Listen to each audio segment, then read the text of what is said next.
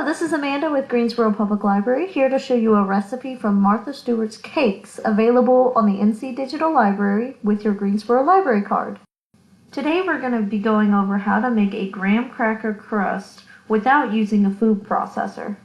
For this recipe, you're going to need graham cracker crushed up, sugar, and unsalted butter melted. To get the ground graham crackers, we need a plastic bag and we need a rolling pin. Place the graham crackers in the bag and using your hands break them into smaller bits until you can't anymore. Lay your bag flat and use the rolling pin to grind up those bigger chunks into smaller bits of graham crackers. This method, although more labor intensive, will produce crumbs small enough to be used in your crust-based recipe. In a small bowl, stir together the graham cracker crumbs and the sugar first, making sure to evenly disperse the sugar.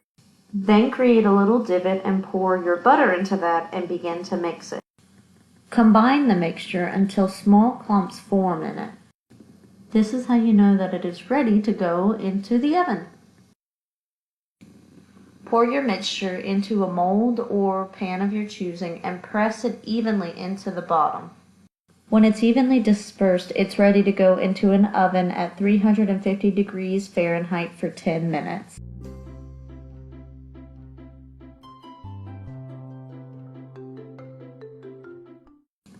When you pull it out of the oven, you should notice that it has darkened just slightly. Transfer it to a wire rack to let it cool completely before use. This recipe is good for cheesecakes, tarts, and cream pies. Thank you for joining me, and I'll see you next time with Cooking with the NC Digital Library. Have a great day!